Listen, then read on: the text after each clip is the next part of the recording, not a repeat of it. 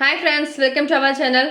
Star of GSல Polity 2023 கான previous year questions பார்க்க போறோம். First question பார்க்கலாம்.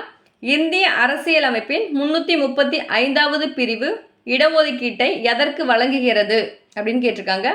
பட்டியல் சாதியினர் மற்றும் பழங்குடியினருக்கு அரசு பணிகளில் தான் இடஒதுக்கீடு வழங்குகிறது. அந்த 335வது ஆர்டிக்கல் படி. அடுத்த கொஸ்டின், லோக் ஆயுக்தா தனது வருடாந்திர அறிக்கையை யாரிடம் சமர்ப்பிக்கிறது அப்படின்னா ஆளுநர்கிட்ட தான் சமர்ப்பிப்பாங்க. லோக் ஆயுக்தாங்கிறது ஸ்டேட்டில் தானே, அப்போ கவர்னர்கிட்ட தான் சமர்ப்பிப்பாங்க. இதே லோக் பாலா இருந்தால் அது சென்ட்ரல், அவங்க பிரசிடென்ட் கிட்ட சமர்ப்பிப்பாங்க. இந்த லோக் ஆயுக்தா ஃபர்ஸ்ட் எந்த ஸ்டேட்டில் இன்ட்ரடியூஸ் பண்ணாங்க அப்படின்னா மகாராஷ்டிராவில் 1971. சரியான பொருத்தத்தை தேர்வு செய்க, எது கரெக்டுன்னு கேட்டிருக்காங்க. ஆர்டிகல் 226 ஹைகோர்ட் என்பது கரெக்டு. ஆர்டிகல் 32 சுப்ரீம் கோர்ட் உச்சநீதிமன்றம் கரெக்டு. ஆர்டிகல் 40 அடிப்படை உரிமைன்னு கொடுத்துருக்காங்க, அது தவறு. ஓகேவா, ஏன்னா அது பஞ்சாயத்து ராஜ் வரணும். ஆர்டிகல் 51லயே அரசு நெறிமுறை கோட்பாடுன்னு கொடுத்துருக்காங்க, அதுவும் தவறு. அடிப்படை கடமைகள் தான் ஆர்டிகல் 51 ஏ. அப்போ 3, 4 தவறு, 1, 2 தான் கரெக்டு. அடுத்த கொஸ்டின், ராஜமன்னார் குழுவை பற்றிய கீழ்காணும் சொற்றொடரில் எது சரியானதுன்னு கேட்டிருக்காங்க. ராஜமன்னார் குழு 1968ஆம் ஆண்டு அமைக்கப்பட்டதுன்னு கொடுத்துருக்காங்க, அது தவறு. ஏன் அப்படின்னா அங்கே 1969 தான் அமைக்கப்பட்டிருப்பாங்க. இக்குழு 1971 அதன் பரிந்துரைகளை வழங்கியது, அதுவும் கரெக்டு. இக்குழு ஒன்றிய மாநில உறவுகளை ஆராய்வதற்காக அமைக்கப்பட்டது. சென்ட்ரல் ஸ்டேட் ரிலேஷன்ஷிப்காக தான் இது போட்டிருப்பாங்க. அப்போ 2, 3 கரெக்டு, 1 மட்டும்தான் தவறு. கீழ்காணும் அமைப்புகளை சிறியதிலிருந்து பெரியது என வரிசைப்படுத்துக. மாவட்ட ஊராட்சி, கிராம ஊராட்சி, கிராம சபை, ஊராட்சி ஒன்றியம். இதில் சிறியதிலிருந்து பெருசுப்படுத்துக்க சொல்லியிருக்காங்க. ஃபஸ்ட்டு கிராம சபை தான் வரணும், அடுத்தது கிராம ஊராட்சி, அடுத்து ஊராட்சி ஒன்றியம், அடுத்து தான் மாவட்ட ஊராட்சி. 3, 2, 4, 1 தான் கரெக்டு. அடுத்த கொஸ்டின், சபாநாயகர் அவையில் இல்லாத சமயங்களில் துணை சபாநாயகர் அவையை நடத்துகிறார். கரெக்டு. சபாநாயகர் எவ்விதம் தேர்ந்தெடுக்கப்படுகிறோமோ அவ்விதமே துணை சபாநாயகரும் அவையில் தேர்ந்தெடுக்கப்படுகிறார். அதை போலவே அவர் நீக்கவும் படுகிறார். ஓகேவா, சபாநாயகரை நம்ம எப்படி தேர்ந்தெடுக்கிறோமோ அதே மாதிரி துணை சபாநாயகர் வராரு, அவரை எப்படி நீக்கம் பண்ணுறோமோ அதே மாதிரி இவரையும் நீக்கம் பண்ணுறாங்க. இவர் பாராளுமன்ற குழுவின் உறுப்பினர் ஆகும் பொழுதே தானாகவே அதன் தலைவராகுவது இவர் சிறப்பு. இவர் பாராளுமன்ற உறுப்பினர் ஆகும்போது எந்த குழுக்கு தலைவராக ஆவார் அப்படின்றதான் கேட்டிருக்காங்க. அதான் அவரோட சிறப்பு. எந்த கமிட்டிக்கு அப்படின்னா பாராளுமன்ற குழுவின் உறுப்பினராகும்போது முன்னாள் அலுவல் குழுவின் தலைவராக ஆயிடுவார் அவரவே. அடுத்த கொஸ்டின், அரசு வழிகாட்டி நெறிமுறைகள் என்பது அடிப்படை உரிமைகளை மீறி செயல்படக்கூடாது என உச்சநீதிமன்றம் தீர்ப்பளித்த வழக்கு எதுன்னு பார்த்தா சென்னை மாகாணம் வர்சஸ் செண்பக துரைராஜன் வழக்கு தான், 1951. அடுத்த கொஸ்டின், கீழ்காணும் கூற்றுகளை பரிசீலிக்கவும். மண்டல் குழுவை அமைத்தது மொரார்ஜி தேசாய் அரசாங்கம் என்பது கரெக்டு. மொரார்ஜி தேசாய் 1977 இருந்து 1979 வரைக்கும் இருந்திருப்பாங்க. அந்த மண்டல் குழு 1979 தான் அமைச்சிருப்பாங்க. கரெக்டு. அரசாங்க பணிகளில் இதர பிற்படுத்தோட்டற்கான இடஒதுக்கீடு 1993 நடைமுறைப்படுத்தப்பட்டது, அதுவும் கரெக்டு. இந்திரா சானே வர்சஸ் ஒன்றிய அரசு வழக்கு இடஒதுக்கீடு தொடர்பானது, 3மே கரெக்டு. 1, 2, 3 கரெக்டு. அடுத்து, தேசிய வளர்ச்சி குழு செயல்பாட்டுக்கு வந்த நாள். தேசிய வளர்ச்சி குழு செயல்பாட்டுக்கு வந்த நாள் 1952 ஆகஸ்ட் 6. அடுத்த கொஸ்டின், டேஸ் தமிழ்நாடு திட்டக்குழுவின் தலைவர் ஆவார். முதலமைச்சர் தான் தமிழ்நாடு திட்டக்குழுவோட தலைவர்.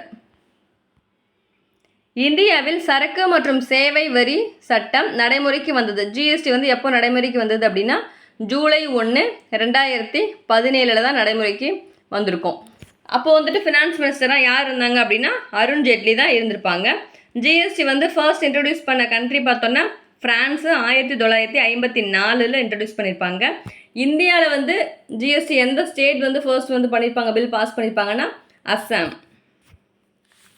அடுத்த கொஸ்டின், இந்திய அரசியலமைப்பால் அங்கீகரிக்கப்பட்ட மொழிகளின் எண்ணிக்கை 22 மொழிகள் தான். ஷெடியூல் லாங்குவேஜ் பார்த்தோன்னா ஷெடியூலில் 8 வரும், பார்ட்டில் 17 வரும். ஓகேவா, அட்டவணை 8லையும் பகுதி 17 தான் வந்து மொழிகள் பற்றியது. அடுத்த கொஸ்டின், வேறுபட்ட தனித்துவமிக்க மொழி மற்றும் கலாச்சாரத்தை உடைய மக்களின் பாதுகாப்பதில் தொடர்புடைய இந்திய அரசியலமைப்பின் பிரிவு என்ன அப்படின்னா ஆர்டிகல் 29ல் 1 மொழி மற்றும் கலாச்சாரத்தை பாதுகாக்கிறது. ஆர்டிகல் 29ல் 1. இந்திய அரசு சட்டம் 1935 படி தேசிய அளவில் நீதிமன்றமானது நிறுவப்பட்டது. அதன் பெயர் என்ன அப்படின்னா ஃபெடரல் கோர்ட், இந்திய கூட்டாட்சி நீதிமன்றம் தான் வந்துட்டு 1935 சட்டத்தின்படி நிறுவியிருப்பாங்க. அது 1937 தான் இந்த ஃபெடரல் கோர்ட்டை நிறுவியிருப்பாங்க. அடுத்த கொஸ்டின், அரசியல் சட்டப்பிரிவு 263 மாநிலங்களுக்கு இடையேயான குழுவை உருவாக்கியதன் நோக்கம் என்ன அப்படின்னு கேட்டிருக்காங்க. ஆர்டிகல் 263 அப்படிங்கிறது அதாவது இன்டர்ஸ்டேட் கவுன்சில் வந்து இன்டர்ஸ்டேட் கவுன்சிலை தான் குறிக்கும். அது வந்து எதுக்காக உருவாக்கியிருக்காங்க அப்படின்னா மாநில அரசுகளுக்கு இடையிலும் ஒன்றிய மற்றும் மாநில அரசுகளுக்கு இடையிலும் அதாவது ஸ்டேட்டுக்குள்ளேயும் சரி சென்ட்ரல் ஸ்டேட்டுக்குள்ளேயும் சரி அவங்களுக்கு இடையில வலிமையான ஒத்துழைப்பினை ஏற்படுத்தும் ஒருமைப்பாட்டை வலியுறுத்துவதற்காக தான் வந்துட்டு இந்த குழுவை உருவாக்கியிருக்காங்க, மாநிலங்களுக்கு இடையேயான குழு. அடுத்து கூற்றுகளை கவனிக்க அசோக் மேத்தா குழு, LM சிங்வி குழு, பல்வந்த் ராய் மேத்தா குழு இந்த குழுக்கள் வந்து கால வரிசைப்படுத்த சொல்லியிருக்காங்க. அதாவது அசோக் மேத்தா குழு வந்து 1977, LM சிங்வி 1986, பல்வந்த் ராய் மேத்தா குழு 1957. அப்போ 3, 1, 2 தான் கரெக்டு. அடுத்து பின்வரும் எந்த விதிகள் குடியரசுத் தலைவரை பதவி நீக்கம் செய்ய வழிவகுக்கின்றது அப்படின்னா ஆர்டிகல் 56ல் 1B மற்றும் 61 தான் வந்துட்டு குடியரசுத் தலைவரை பதவி நீக்கம் செய்கிறது. அடுத்த கொஸ்டின், இந்திய அரசியலமைப்பில் எந்த விதிகள் அடிப்படை கடமைகள் கொடுக்கப்பட்டுள்ளன? அடிப்படை கடமைகள் வந்து ஆர்டிகல் 51(a) தான் வந்து இருக்கும். மொத்தம் எத்தனை அடிப்படை கடமைகள்னா 11 அடிப்படை கடமைகள் இருக்கும். பார்ட் வந்து 4ல் A தான் வந்துட்டு இருக்கும். அது எப்போ வந்து ஜாயின் பண்ணியிருப்பாங்கன்னா 42வது சட்ட திருத்தம் 1976 தான் இந்த அடிப்படை கடமையை வந்து சேர்த்திருப்பாங்க.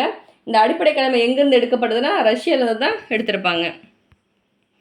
அடுத்த கொஸ்டின், இந்திய அரசியலமைப்பு சட்டப்பிரிவு 5 எதை கையாள்கிறது? சட்டப்பிரிவு 5 வந்துட்டு இந்திய குடியுரிமையில் தான் வந்துட்டு வரும். இந்திய குடியுரிமை வந்துட்டு பார்ட் வந்து பார்த்தோன்னா 2ல் வரும். ஆர்டிகல் 5லிருந்து 11 வரைக்குமே இந்த குடியுரிமை பற்றினது தான். அடுத்த கொஸ்டின், இந்தியாவில் தகவல் அறியும் உரிமை சட்டத்தால் மக்களிடம் உருவாகும் என எதிர்பார்க்கப்பட்ட உணர்வு என்ன அப்படின்னா சமூக உட்சேர்க்கை. இந்தியாவில் தகவல் அறியும் உரிமை சட்டத்தால் மக்களிடம் உருவாகும் என எதிர்பார்க்கப்பட்ட உணர்வு வந்து சமூக உட்சேர்க்கை. பின்வருவனவற்றுள் எது சிறு அரசியலமைப்பு என்று அழைக்கப்படுகிறது அப்படின்னா 42வது அரசியலமைப்பு சட்ட திருத்தம் 1976 தான் வந்துட்டு சிறு அரசியலமைப்பு அப்படின்னு அழைக்கப்படுது. இந்தியாவில் அரசியல் கட்சிகளுக்கு அதிகாரப்பூர்வமாக அங்கீகாரம் வழங்குவது எதுன்னு பார்த்தோன்னா தேர்தல் ஆணையம் தான். ஒரு கட்சிக்கு வந்து அதிகாரப்பூர்வமாக அங்கீகாரம் வழங்கணும் அப்படின்னா தேர்தல் ஆணையம். அதோட ஆர்டிகல் 324 பார்ட் வந்து 15. மாநிலங்களவையில் ஜனாதிபதியால் எத்தனை உறுப்பினர்கள் நியமனம் செய்யப்படுகிறார்கள் அப்படின்னா 12 உறுப்பினர்கள் தான் வந்துட்டு நியமனம் செய்வாங்க. அவங்க எப்படி இருப்பாங்க அப்படின்னா அந்த கலை, இலக்கியம், அறிவியல், விளையாட்டு, தொழில் இதிலெல்லாம் சிறந்த விளங்குறவங்கள தான் வந்துட்டு அந்த 12 பேரை பிரசிடென்ட் வந்து நியமிப்பாங்க. அடுத்த கொஸ்டின், சமய சார்பற்ற என்ற வார்த்தை 42வது அரசியலமைப்பு சட்ட திருத்தத்தின் மூலம் முகவுரையில் சேர்க்கப்பட்ட ஆண்டு 1976. 42வது சட்ட திருத்தம் அப்படின்னாவே 1976 தான். முகவுரை வந்து ஒரே ஒரு டைம் மட்டும்தான் திருத்தப்பட்டிருக்கு இது வரைக்கும். அது 42வது சட்ட திருத்தம் 1976. இந்திய அரசியலமைப்பு சட்டத்தின் எந்த பிரிவு மற்றும் பிரிவுகள் குடியுரிமை இழத்தல் பற்றி குறிப்பிடுகின்றன? குடியுரிமை அப்படின்னாவே பார்ட் 2 ஆர்டிகல் 5லிருந்து 11 வரைக்கும். இந்த குடியுரிமை சட்டம் வந்து பார்த்தோன்னா 1955 தான் குடியுரிமை சட்டம். அது வந்து 9 முறை இது வரைக்கும் திருத்தப்பட்டிருக்கு. அடுத்த கொஸ்டின், தவறான கூற்றினை காட்டுக. இந்திய குடியரசுத் தலைவர் தேர்தலில் போட்டியிடுவதற்கான தகுதிகள் கேட்டிருக்காங்க. இந்திய குடிமகனாக இருத்தல் வேண்டும், அது கரெக்டு. 40 வயது பூர்த்தி அடைந்தவராக இருத்தல் வேண்டும்னு கொடுத்துருக்காங்க, அதுதான் தவறு. ஏன் அப்படின்னா 35 வயசு இருந்தாவே போதும். நடுவண அரசிலோ மாநில அரசிலோ அல்லது உள்ளாட்சி அமைப்புகளிலோ ஊதியம் பெறும் பதவியில் இருத்தல் கூடாது, கரெக்டு. மக்களவை உறுப்பினர் ஆவதற்கான தகுதியினை பெற்றிருத்தல் வேண்டும். அப்போ பி மட்டும்தான் தவறு, மீதெல்லாமே கரெக்டு. அடுத்த கொஷின், டி சச்சிதானந்த சின்ஹாவை பற்றிய சரியான கூற்றினை தேர்ந்தெடுக்கவும். அவர் இச்சபையின் மூத்த உறுப்பினராக தற்காலிக தலைவராக தேர்ந்தெடுக்கப்பட்டார். டி சச்சிதானந்த சின்ஹா, அது கரெக்டு. இவர் இச்சபையின் துணை தலைவராக தேர்ந்தெடுக்கப்பட்டார்னு கொடுத்துருக்காங்க, அது தவறு. ஏன் அப்படின்னா துணைத் தலைவர் ஹெச்சி முகர்ஜி, விடி கிருஷ்ணமாச்சாரி தான் கிருஷ்ணமாச்சாரி அவர் தான் துணைத் தலைவர்கள். இவர் இச்சபையின் தலைவராக தேர்ந்தெடுக்கப்பட்டார்னு கொடுத்துருக்காங்க. தலைவராக தேர்ந்தெடுக்கப்பட்டவர் ராஜேந்திர பிரசாத். அப்போ இவர் தற்காலிக தலைவராக தான் தேர்ந்தெடுக்கப்பட்டாங்க, அது மட்டும்தான் கரெக்ட். அப்போ 1 மட்டும்தான் கரெக்டு.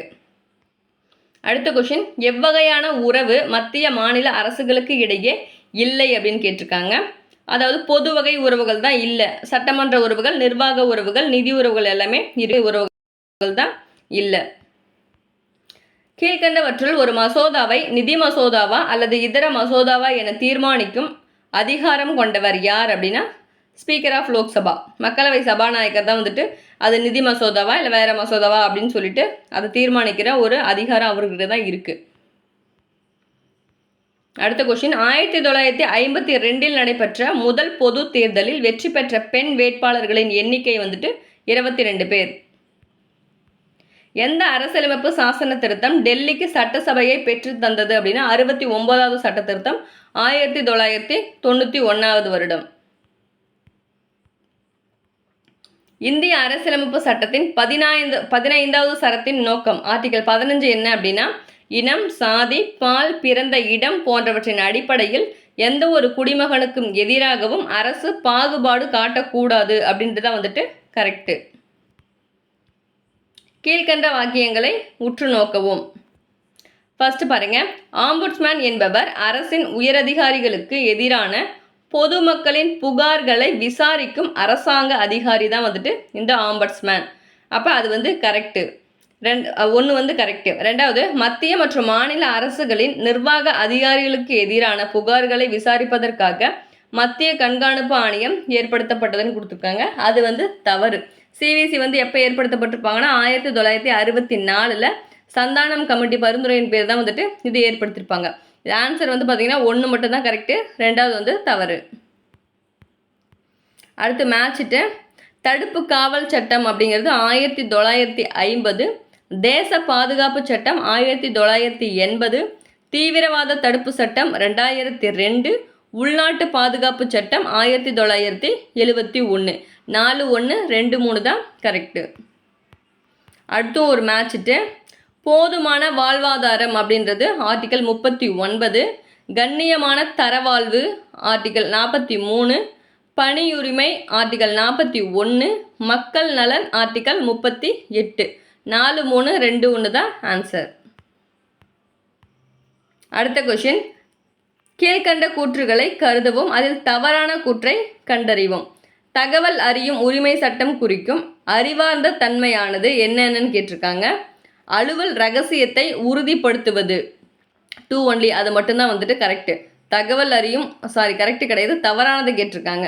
தகவல் அறியும் உரிமை சட்டம் குறிக்கும் அறிவார்ந்த தன்மையானது என்ன அப்படின்னு கேட்டிருக்காங்க. நல்லாட்சி மற்றும் மேம்பாடு என்பது கரெக்டு. வெளிப்படைத்தன்மை மற்றும் பொறுப்புடைமை கரெக்டு. ஊழலை தடுத்தல், அது 3மே கரெக்டு. அலுவல் ரகசியத்தை உறுதிப்படுத்துவது அப்படின்றது மட்டும்தான் தவறு. ஏன்னா தவறு மட்டும் தானே கேட்டிருக்காங்க, அதில் தவறான கூற்றை கண்டறிவோம்.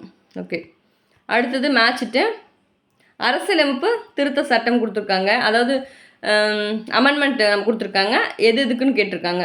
53வது சட்ட திருத்தம் பார்த்தோன்னா மிசோரம் மாநில தகுதி நிலை ஆர்டிகல் சட்ட திருத்தம் 53வது சட்ட திருத்தம். 56வது சட்ட திருத்தம் கோவா மாநில தகுதி நிலை. 55வது சட்ட திருத்தம் அருணாச்சல பிரதேசம் மாநில தகுதி நிலை. 36வது சட்ட திருத்தம் சிக்கிம் மாநில தகுதி நிலை. 3, 1, 4, 2. இதில் சிக்கிம் தான் 22வது ஸ்டேட்டு. மிசோரம் மிசோரம் 23வது ஸ்டேட்டு. அருணாச்சல பிரதேஷ் 24, கோவா தான் 25வது ஸ்டேட்டு. அடுத்த கொஷின், இந்திய அரசியலமைப்பில் பொதிந்துள்ள சோசியலிச கோட்பாடுகளின் தன்மை யாது அப்படின்னு கேட்டிருக்காங்க. அரசு நடவடிக்கைகளில் சோசியலிச கருத்துக்களின் தாக்கம் என்பது கரெக்டு. மக்களாட்சி சோசியலிச அரசு நிறுவுவதை நோக்கமாக கொண்டது. 1, 2 மட்டும்தான் கரெக்டு. 3, 4 தவறு. கிழக்கு ஐரோப்பிய கூட்டு சோசியலிச முறையை போன்றதுங்கிற தவறு. முழுமையான மார்க்சியத்தின் தாக்கம் என்பதும் தவறு. 1, 2 மட்டும்தான் கரெக்டு. இந்திய அரசமைப்பின் முகப்புரை மற்றும் அரசு வழிகாட்டு நெறிமுறைகளை உள்ளடக்கிய சித்தாந்தமானது என்ன அப்படின்னா சமத்துவவாதம். பின்வருவனவற்றுள் எவை சுதந்திரமான நீதித்துறையின் பார்வைக்கு உட்பட்டது அப்படின்னு கேட்டிருக்காங்க. நீதிபதிகள் பாதுகாப்பாக பணியாற்றுதல் மற்றும் ஊதியம் பெறுதல், அதுவும் கரெக்டு. நீதிபதிகள் குடியரசுத் தலைவரால் தகுதியின் அடிப்படையில் நியமிக்கப்படுதல், அதுவும் கரெக்டு. நீதிபதிகளுக்கான ஊதியம் மற்றும் உதவித்தொகைகள் இந்திய தொகுப்பு நிதியிலிருந்து தான் வந்து கொடுக்கப்படுறாங்க. அப்போ 1, 2, 3 எல்லாமே கரெக்டு. அடுத்த கொஸ்டின், சமய சார்பின்மை என்ற சொல் லத்தீன் வார்த்தையில் இருந்து செகுலம் என்பதிலிருந்து பெறப்பட்டது தான் வந்துட்டு இந்த சமய சார்பின்மை. கூற்று காரணம் கொடுத்துருக்காங்க. அரசமைப்பு சட்டத்தின் கூற்று பாருங்க, அரசமைப்பு சட்டத்தின் முன்னுரை தான் முகப்புரை என்று அழைக்கப்படுகிறது. கரெக்டு. அது இந்தியாவை இறையாண்மை, சமத்துவம், மதச்சார்பின்மை, மக்களாட்சி, குடியரசு என்று வரையறை செய்கிறது. ரெண்டுமே கரெக்டு. கூற்று காரணமும் கரெக்டு. காரணம் கூற்றை சரியாக விளக்குகிறது. அடிப்படை கடமைகள் பற்றி அரசியலமைப்பு எந்த பகுதியில் கொடுக்கப்பட்டுள்ளன? பார்ட் 4A தான் வந்துட்டு அடிப்படை கடமைகள். அடுத்து மேட்சிட்டு, சமூக அபிவிருத்தி திட்டம் 1952, தேசிய நீட்டிப்பு சேவை 1953, பஞ்சாயத்து ராஜ் சட்டத்தின் மாபெரும் சாசனம் 1957, உள்ளாட்சி அமைப்புகளின் அறிமுகம் 1882. 2, 3, 4, 1 தான் ஆன்சர். அடுத்து, கீழ்காண்பனவற்றுள் 1985ஆம் ஆண்டு திட்டக்குழுவினால் நிறுவப்பட்ட குழு எதுன்னு பார்த்தோன்னா GVK ராவ் குழு. இந்த பஞ்சாயத்து ராஜ் பற்றியது. ஓகேவா? இவங்க வந்து என்ன சொல்லியிருப்பாங்கன்னா பஞ்சாயத்து ராஜை வேறற்ற பொருட்கள் அப்படின்னு GVK ராவ் குழு சொல்லியிருப்பாங்க. இயர் வந்து 1985 நிறுவப்பட்டது. அடுத்த கொஸ்டின், கீழ்கண்ட நாடுகளில் எந்த நாட்டின் தேர்தல் முறையினை இந்தியா ஏற்றுக்கொண்டது அப்படின்னா UK, இங்கிலாண்டோட தான் வந்துட்டு நம்ம அந்த தேர்தல் முறையை ஃபாலோ பண்ணுறோம். பின்வரும் கூற்றுகளில் எவை சரியானவை? மாநில மனித உரிமை ஆணையம் 1993 நிறுவப்பட்டது என்பது கரெக்டு. அதாவது தேசிய மனித உரிமை ஆணையமும் மாநில மனித உரிமை ஆணையமும் ரெண்டுமே 1993 நிறுவப்பட்டிருப்பாங்க. நம்ம தமிழ்நாட்டு மாநில மனித உரிமை ஆணையம் தான் வந்து 1997 நிறுவப்பட்டிருப்பாங்க. ஒவ்வொரு ஸ்டேட்லேயும் ஒவ்வொரு இயர் வந்து நிறுவப்பட்டிருப்பாங்க. ஆனால் வந்து தேசிய மனித உரிமை வந்துச்சுன்னா அப்போவே ரெண்டுமே வந்துருச்சு. 1993 ரெண்டுமே வந்துருச்சு. அதுக்கப்புறம் ஒவ்வொரு வருஷம் அவங்கவுங்க ஒவ்வொருத்தங்க நிறுவிப்பாங்க இல்லையா? அப்போ நம்ம தமிழ்நாடு தான் வந்துட்டு 1997 நிறுவப்பட்டிருப்பாங்க. அதுதான் தமிழ்நாட்டு மாநில மனித உரிமை ஆணையம் 1997. இது பாதிக்கப்பட்டவர்களுக்கு இழப்பீடு வழங்க பரிந்துரைக்கலாம் என்பது கரெக்டு. இது ஓர் உரிமையியல் நீதிமன்றத்திற்குரிய அதிகாரங்களை பெற்றுள்ளது என்பதும் கரெக்டு. 1, 2, 3 கரெக்டு. இதன் அதிகாரம் மாநில எல்லையை கடந்து செயல்படும் சொல்லியிருக்காங்க. அது வந்து தவறு. மாநில எல்லைக்குள்ள மட்டும்தான் செயல்படும். அடுத்து, கீழே கொடுக்கப்பட்டுள்ளவற்றில் நிதிக்குழு குறித்து சரியானவை எதுன்னு கேட்டிருக்காங்க. நிதிக்குழு வந்து பார்த்தோன்னா பகுதிசார் சட்டப்பூர்வ அமைப்பு ஆகும். இது வந்து சட்டப்பூர்வமற்ற அமைப்பும் கிடையாது, முற்றிலும் சட்டப்பூர்வ அமைப்பும் கிடையாது. பகுதிசார் சட்டப்பூர்வ அமைப்பு தான் வந்துட்டு இந்த நிதிக்குழு. அப்போ 2 மட்டும்தான் கரெக்டு. எப்போது பண்டங்கள் மற்றும் பணிகள் வரி அமல்படுத்தப்பட்டுள்ளதா? ஜூலை 1, 2017. அரசியலமைப்பின் எந்த பிரிவில் பட்டியல் சாதிகள் மற்றும் பழங்குடியினருக்கான ஆணையம் அமைப்பது பற்றி கூறுகிறது அப்படின்னா ஆர்டிகல் 338. இந்திய அரசியலமைப்பின் எந்த பிரிவு தேசிய அளவில் பட்டியலின் மற்றும் பழங்குடி இன மக்கள், இதர பிற்படுத்தப்பட்ட பிரிவினர் மற்றும் ஆங்கில இந்தியர்களுக்கு சலுகை வழங்குகிறது அப்படின்னு கேட்டிருக்காங்க. பார்ட் 16 தான் வந்துட்டு இது வந்து வழங்குது. பட்டியல் மற்றும் பழங்குடியின மக்கள், இதர பிற்படுத்தப்பட்ட பிரிவினர் இவங்களுக்கெல்லாம் வந்துட்டு சலுகை வழங்குறது பார்ட் 16. சமூக இயக்கம் என்பது கூட்டு நடத்தை என்பதன் ஒரு இன்றியமையாத வடிவமாகும். சமூக இயக்கம் என்பது கூட்டு நடத்தை. குறைந்தது 3 வெவ்வேறு மாநிலங்களில் இருந்து மக்களவையின் மொத்த இடங்களில் 2%, அதாவது 2% இடங்களில் வெற்றி பெற்றால் மட்டும்தான் தேசிய கட்சியாக அங்கீகரிக்கப்படும். அதாவது குறைந்தது 3 வெவ்வேறு மாநிலங்களில் 3 மாநிலங்கள்லேயே வந்து குறைந்தபட்சம் 2% சதவீத ஓட்டையாவது நம்ம வாங்கியிருக்கணும். அதாவது 2% இடங்களில் வந்து வெற்றி பெற்றிருக்கணும். அப்போ தான் வந்துட்டு தேசிய கட்சியாக அங்கீகரிக்கப்படுவாங்க. அடுத்த கொஸ்டின், இந்திய தலைமை வழக்கறிஞரை பற்றி பின்வருவனவற்றை கருத்தில் கொள்க. இவர் இந்திய குடியரசுத் தலைவரால் நியமிக்கப்படுகிறார் என்பது கரெக்டு. உச்சநீதிமன்ற நீதிபதிக்கு தேவைப்படும் அதே தகுதிகள் இவருக்கும் உரியன. 1, 2 வந்து கரெக்டு. இவர் நாடாளுமன்றத்தில் ஏதாவது ஒரு அவையில் உறுப்பினராக இருக்க வேண்டும் அப்படின்னு கொடுத்துருக்காங்க. அது வந்து தவறு. அப்படிலாம் எதுவுமே கிடையாது. பாராளுமன்றம் மூலம் இவர் பதவி நீக்கம் செய்யப்படலாம். அதுவும் தவறு. 3, 4 வந்துட்டு தவறு. அதாவது பிரசிடென்ட் நினச்சா அவர் எப்போ வேணாலும் தூக்கிடலாம். ஓகேவா? 1, 2 தான் கரெக்டு. 3, 4 தவறு.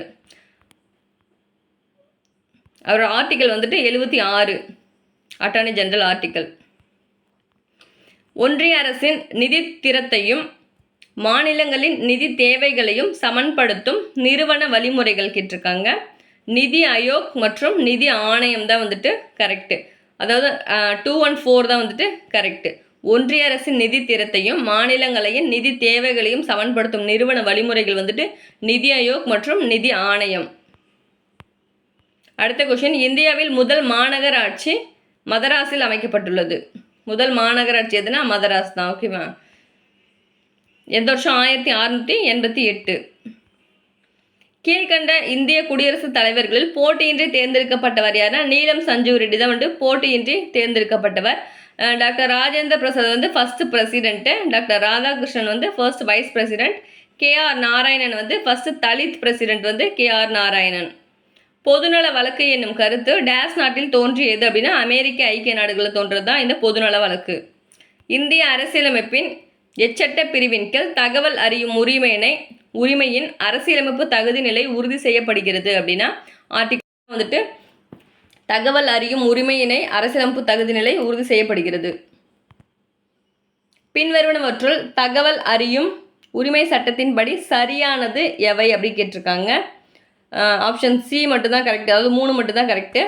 அரசின் தகவல்களை அணுகுவதற்கான மக்களின் சுதந்திரம், அதுதான் வந்துட்டு தகவல் அறியும் உரிமை சட்டத்தில் சரியானது. அரசின் தகவல்களை அணுகுவதற்கான மக்களின் சுதந்திரம்.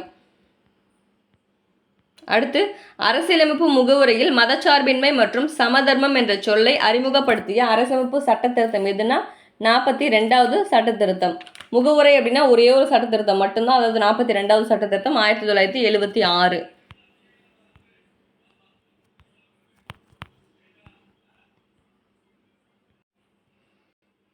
அடுத்த கொஸ்டின், பின்வருவனவற்றுள் எத்துறை பேரிடர் மேலாண்மை ஆணையத்துடன் செயல்படுகின்ற மாவட்ட அமைப்பு அல்ல அப்படின்னு கேட்டிருக்காங்க.